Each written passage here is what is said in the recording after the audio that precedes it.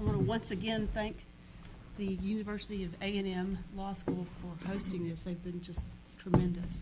We've all gained 5 pounds so far. 2 more days to go. But it's been very lovely. The first case on our docket this morning is 23-60286, United States of America versus, is it Bourrage? Bourrage, okay. And I'm not going to try. I want to mispronounce. Would you give me some help? Surely, Your Honor. Thank you. I'm Imhotep Alkebu-lan. Okay. And I represent Donovan Sherrill Bourrage, the defendant appellant.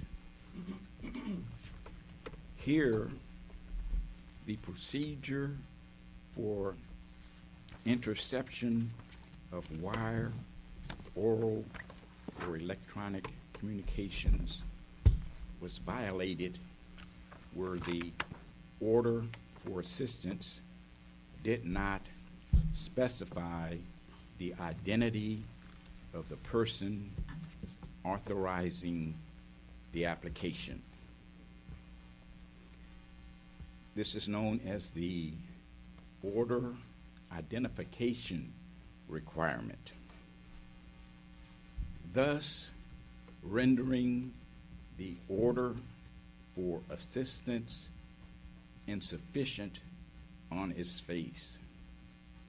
The applicable statute is 18 U.S.C. 2518 4D, which requires each order authorizing or approving the interception of any wire, oral, or electronic communication under this chapter shall specify the identity of the agency authorized to intercept the communication and of the person authorizing the application.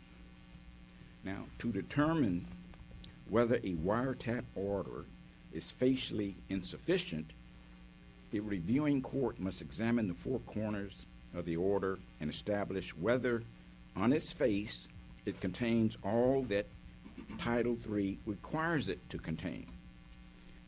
And that's under United States versus Chavez and United States versus Giordano, both decided in 1974 and both cited in our brief. If the order complies with the requirements of Title III, it is sufficient on its face. If it does not comply with those requirements, it is insufficient on its face. Citing 18 U.S.C. 2518 10A subparagraph 2. Now, because this issue wasn't raised in the trial court, it is, and it's being raised for the first time on appeal, it's reviewed for plain error. Under plain error, the first element reviewed is there in fact an error? And I submit to you, yes, there is. The order for assistance fails to identify the person authorizing the application. Excuse me. And that's government's exhibits G1, G2, and G3 that were introduced there at the trial court. The second review is the error plain? And plain is synonymous with clear and obvious. And we submit clear and obvious when you review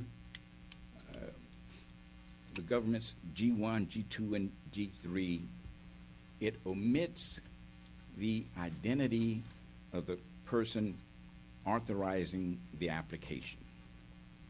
The third review element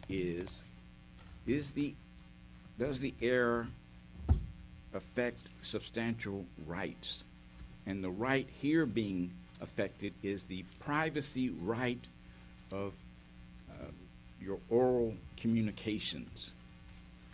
And, but for the error, Mr. Bourrage would have received a different outcome. The fourth element of the plain error review is, does the error seriously affect the fairness, integrity, or public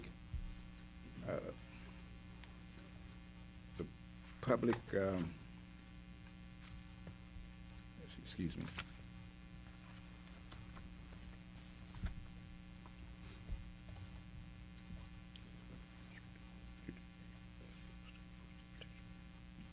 Public confidence in the judicial process.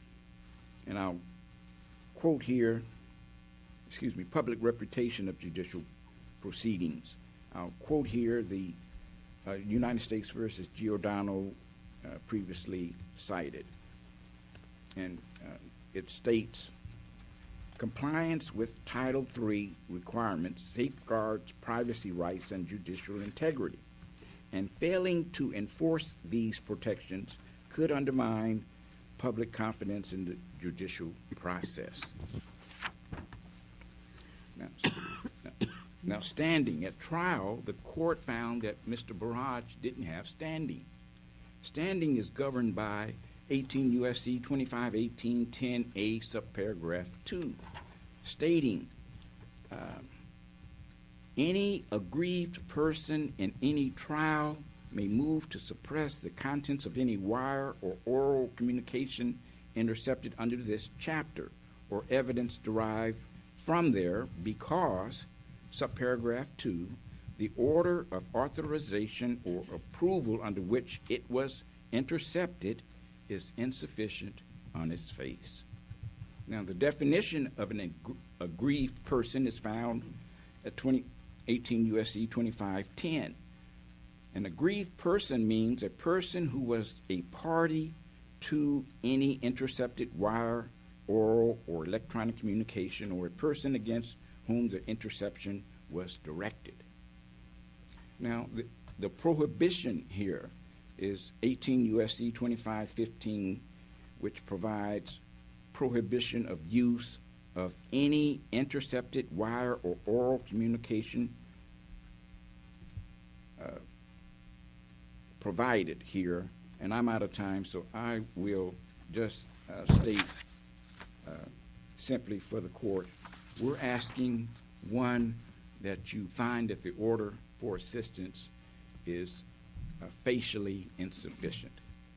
Second, that you reverse the denial of the motion to suppress, and that you remand this matter back to the trial court for proceedings consistent with your order. Thank you.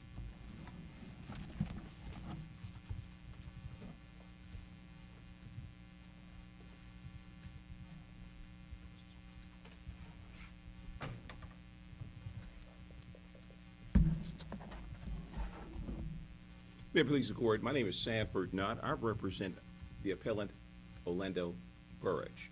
Mr. Bourrage is before the court after being convicted of conspiracy to distribute methamphetamine in the Southern District of Mississippi back in 2026, for which he received a sentence of 280 months. I want to address, beyond anything in the brief, the issue of whether there was sufficient evidence to support a conviction for conspiracy. Mr. Bourrage was only convicted of conspiracy as a result of the indictment that was charged in the Southern District of Mississippi. The governor's evidence centered upon 7 conversations among the defendants between Orlando Bourrage, which is my client, and Donovan Bourrage, as well as between Donovan Bourrage and Cordell Ford. Cordell Ford, as the court is well known, was at trial indicated to be a methamphetamine supplier in Kemper County, Mississippi. Based upon the conversations, the intercept conversations in a 7-day period of time, the jury could have found and did find that there was a shipment of methamphetamine that was supposed to be supplied in May of 2020. Part of that shipment was supposed to go to Orlando Bourrage and Donovan Bourrage. Within a reasonable degree, and a rational jury could have found that the conversations involved drug conversations. Mr. Bourrage, the Bourrages did discuss the price of methamphetamine. If you recall, back in 2020, it was the height of COVID. The prices had fluctuated. They talked about the profits, their losses. They talked about the expected delivery of the methamphetamine. At one point in time, the delivery was delayed. There were conversations about that. And then on May 28, 2020, the Bourrages found out that the delivery had been seized by law enforcement. And so there are intercept conversations that deal with those conversations. They talked about how he got arrested, when he got arrested, and how he could have avoided getting arrested. But members of the court, even with these conversations, the evidence is not sufficient to establish the first element of an 846 conspiracy. And that is, there was never an agreement, either expressed or implied, to distribute methamphetamine. You see, you never get to the second or third element, that is, knowledge of the unlawful activity or voluntary participation, until you cross the first, and that there was an agreement to distribute methamphetamine. Let me explain in more detail. Orlando Bourrage had his operation. Donovan Bourrage had his operation. Each had a separate order from Cordell Ford, the supplier. There was no sharing of customers. One did not recruit for the other. There was no traveling together to conduct drug transactions. There were no use of common storage facilities to store drugs. In fact, in deciding this case, we submit that the case of U.S. versus Holloway is very, very similar and pretty much on point. Holloway was a cocaine distributor in Midland, Texas, about 15 years ago. He was convicted of conspiracy to possess cocaine, not methamphetamine, but cocaine. And for that, he got life in prison. The evidence showed that Mr. Holloway had someone who was a supplier. The evidence also showed that Mr. Holloway sold cocaine 2 to 3 times a week. That it talked about how and how much he would sell. It even talked about in the case how Mr. Holloway was a personal user. But this court centered its attention based upon whether or not there was some type of dependent relationship between Holloway and his supplier, the vertical relationship, and Holloway and his cohorts, the horizontal relationship. The court looked at specifically that Holloway, with respect to his suppliers, was not giving drugs on consignment. In the drug trade, in the drug world, sometimes drugs are fronted, given on consignment. The court said, hey, that was not the case. If it were, it would have shown a strong level of an ongoing, mutually dependent relationship. There was no evidence that Holloway was fronted the drugs. There was evidence that he traveled with anyone to purchase the cocaine. There was no evidence that he purchased the cocaine with anyone else. The government says, hey, there is concert of activity, and here's how. The government says, well, Holloway and the other drug dealers took turns selling on a particular street. They had an agreement. Well, this court says, no, that's not enough. That only shows parallel consciousness, or conscious parallelism, the court calls it. That's where you have companies who have the same target group, they operate in the same area, but are not dependent on the other. They were parallel businesses. That's what the court called it. Members of this court, that's what we have between Donovan Bourrage and Orlando Bourrage. Parallel businesses, parallel operations. Now, the government would also submit that because they associated together, they had drug conversations together, had the same last name together, they both drug dealers together, there must have been some type of concert of action. Well, we would submit that if you look at the case of U.S. versus White, this case, 20, 30 years ago, U.S. versus White, husband and wife team who were charged with conspiracy and convicted thereof to possess with intent to distribute heroin. Husband and wife, lived together, both drug dealers. The evidence pointed out that each had a common supplier. Now, here's the difference. They didn't have any connections beyond that. The persons they were dealing with, they dealt with them separately. In U.S. versus White, this court said that it would be an exercise of sheer speculation to conclude that there was a conspiracy. They were married, lived together, separate operations, both drug dealers. And yet this court said no conspiracy. That is no different from this case with Orlando Bourrage and Donovan Bourrage. The same analysis would apply even with respect to Ford and Orlando Bourrage, the supplier. No connection, no concerted activity. Thank you, Your Honor.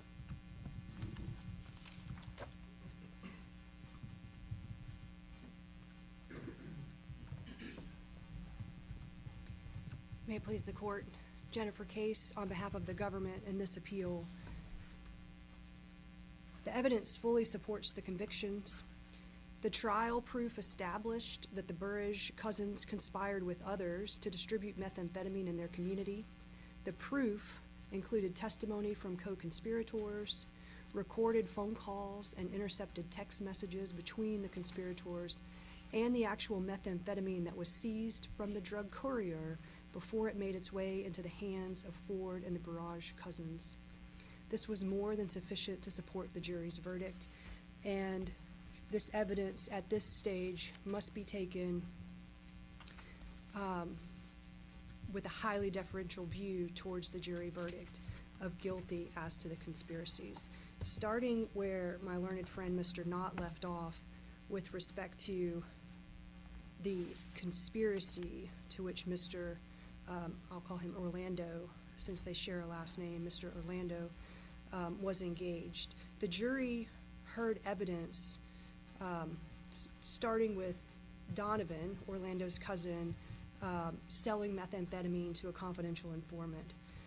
The cousins were then heard on intercepted phone calls and in text messages discussing the price of methamphetamine, their desire and their attempt to buy several more pounds of methamphetamine from their supplier Ford, their disappointment that law enforcement officers got to that methamphetamine shipment before they did, and then their second guessing about how Ford and others had packaged the methamphetamine that had been shipped across the country to Mississippi.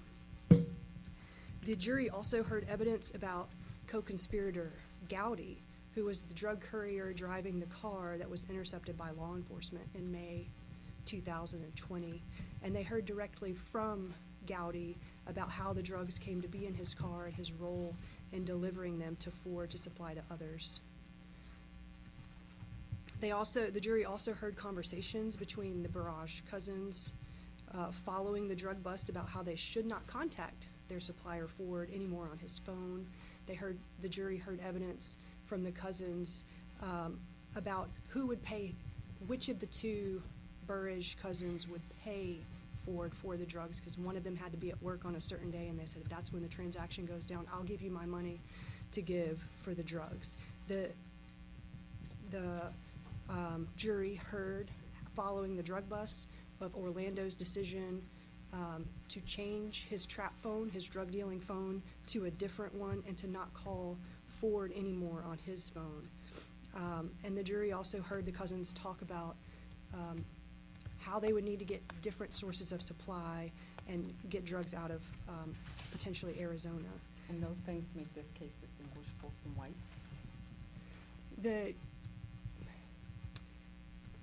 Mr. Knott has suggested that the conspiracy has to only be between Orlando and Donovan, and that's not the case. There were many co-conspirators, 5 of whom were named explicitly at the trial: Donovan, Orlando, Ford, the courier Gowdy, and T.K. Darden, who recruited the courier for the particular drug shipment that was intercepted. These men were working together, not only, for example, when Orlando and Donovan had a discussion about who was going to pay for the drugs and how the money was going to get to the supplier for them to then go sell the drugs.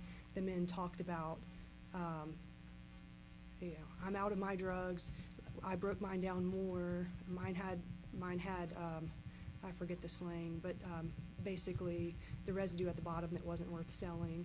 These men were in close contact with each other about this business and this conspiracy. They were working to distribute methamphetamine and did successfully distribute methamphetamine on the streets of their town in Mississippi.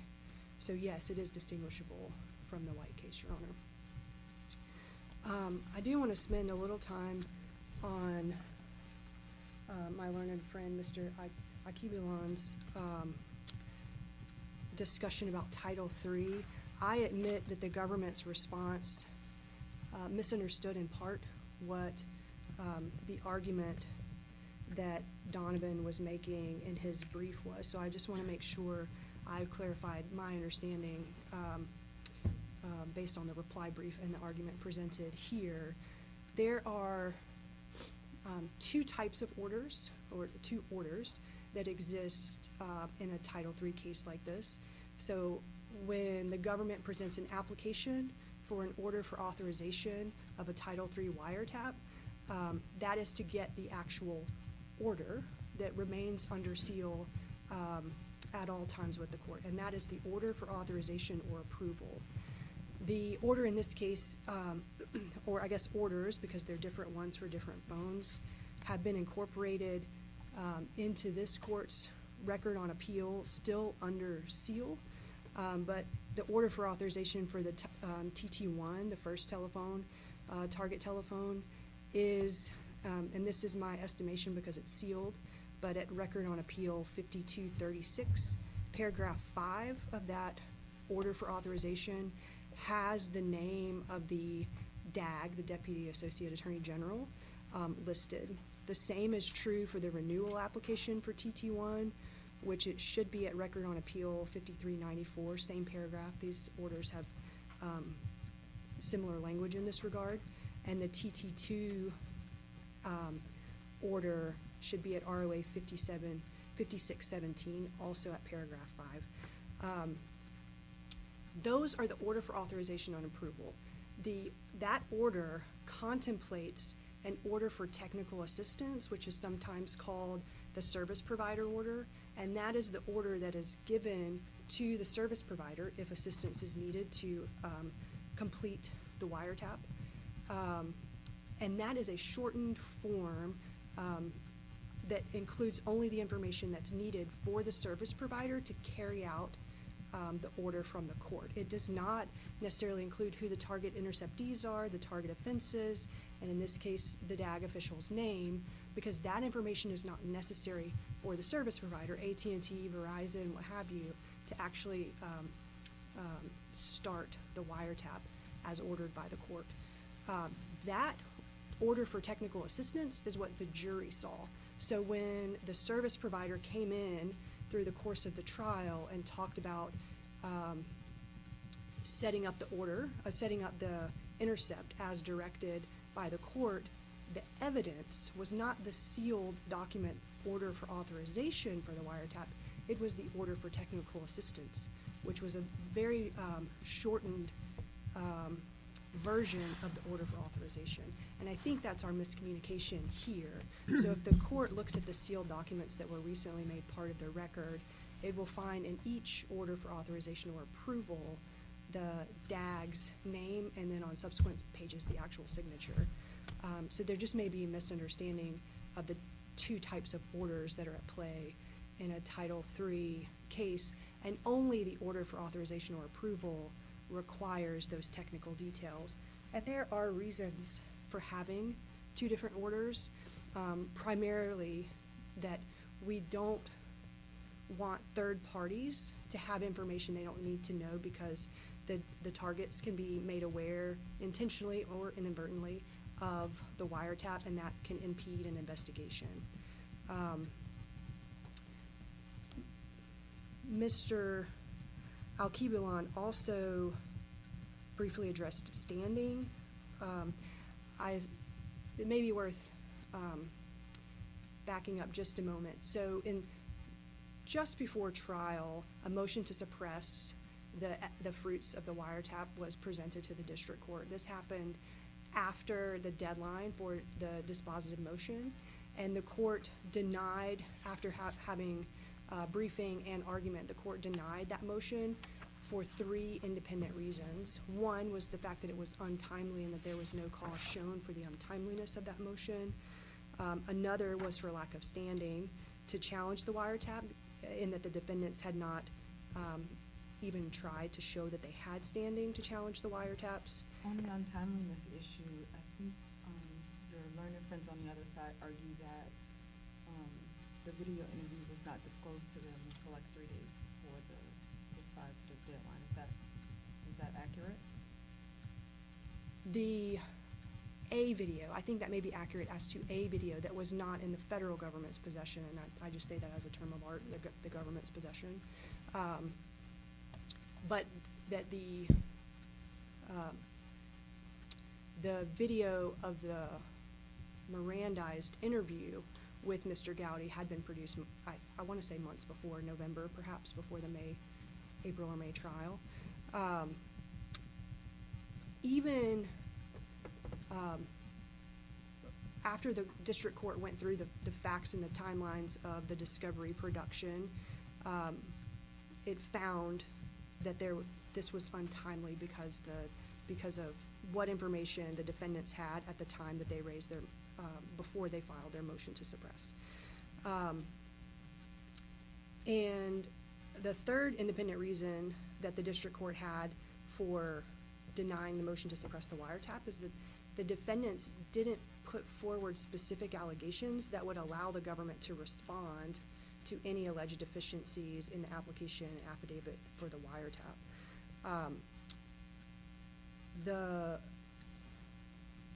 The issue of the named DAG official was not raised below, and so would normally be deemed as forfeited, but even under the plain error standard, if this court were to take that up, there is no error, so that issue can be resolved just by review of the documents.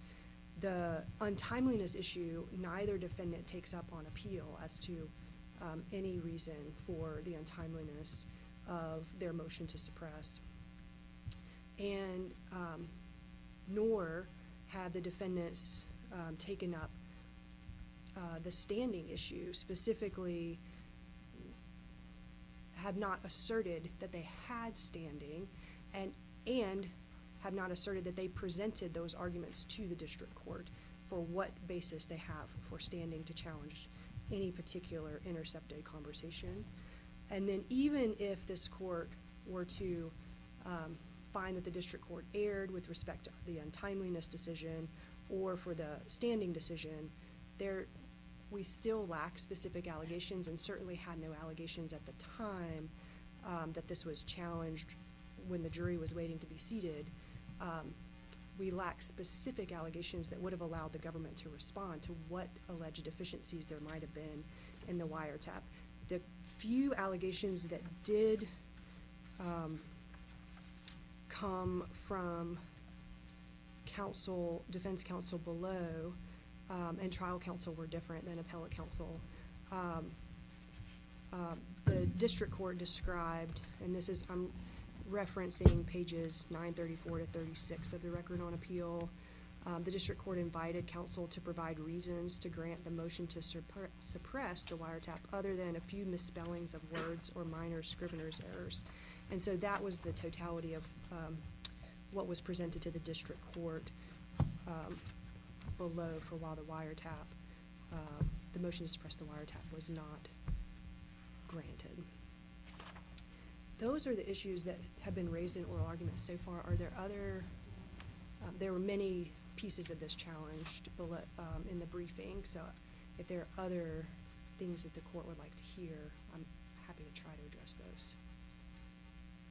Here, I will yield back my time. Thank you.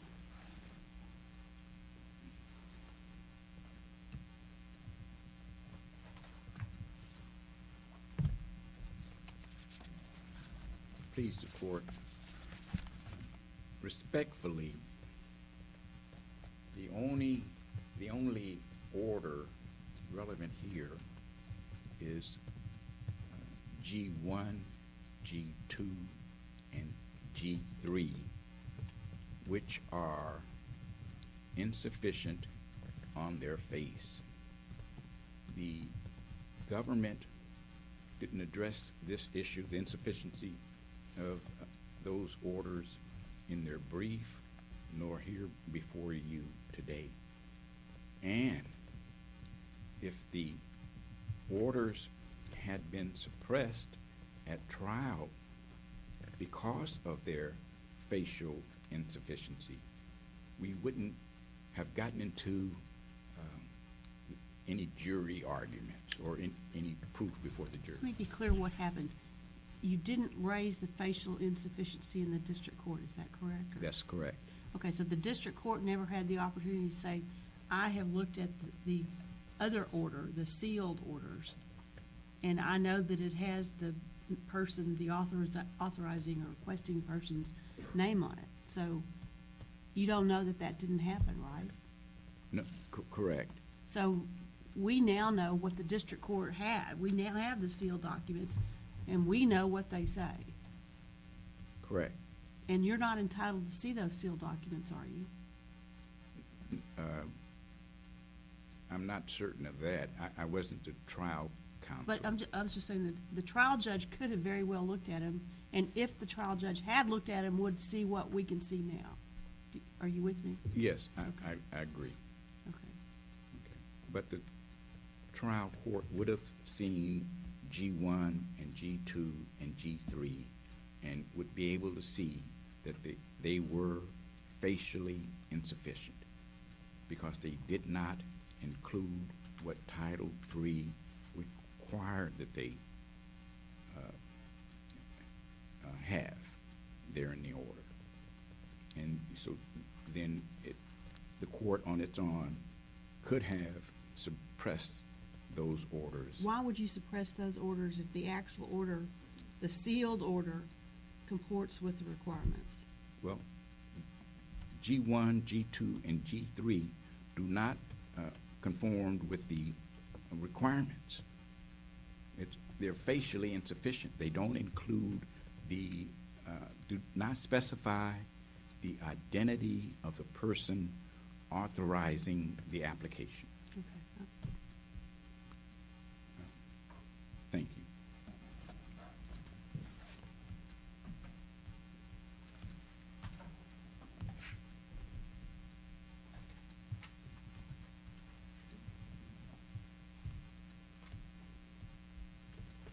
May I please report? I just want to briefly address counsel opposite's argument that there was some type of concerted action between these defendants.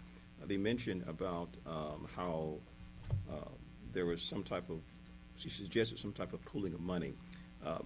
Government Exhibit 7 describes a May 28, 2020 conversation where the Bourrages were talking about the delay in receiving the methamphetamine.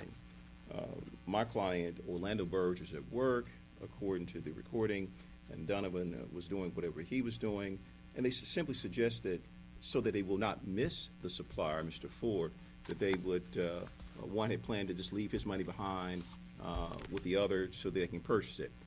That is in no way suggesting they were pooling their money to purchase dope. None whatsoever. They were not pooling their money to purchase dope together. They had separate operations altogether. These two, and the evidence does not show this in any way, shape, or form, did not have any shared interests other than the fact that they were both drug dealers. But they didn't help each other. They did not have, they did not recruit for one another. They didn't travel with one another. No storage facilities with the other. They were not discounting drugs for the other. You have to have, in this case of conspiracy, an agreement to distribute. Okay, when one of them paid his own share and you say the cousin's share. Well, that was the intent, because they never did pay anything because the seizure Right. was seized. Wasn't one of them going to hold the drugs that he anticipated receiving for the other? If in fact one had received a call from Ford and the other had not, than the one was. That's correct. But the idea, the plan was that they were both really supposed to meet for it separately. That was the plan. That was the idea, because they had separate orders. But then when one of them was at work, the other said, I will pay for yours. Well, he said that he would give the money to the other to pay for the drugs. That's correct. There's no doubt about that. And then the other would take the delivery on for both of them. That was what they were thinking. That's what they were thinking. And then that person would hold and somehow transport the other person's drugs to him. But I don't see how that's different from the so-called agreement in U.S. versus Holloway, where the older drug dealers took turns selling on a particular street. In fact, that's what the government argued. They took turns selling on the street. That was the agreement. But that did not discount the fact that there was parallelism, as the court mentioned, parallel businesses. Each had their own operation. They were parallel. But thank you.